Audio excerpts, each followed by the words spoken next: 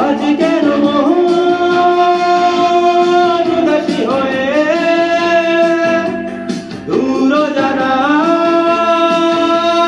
চায় হারাতে। আজ কেন মন উদাসী হয়ে দূর জানায় চায় হারাতে।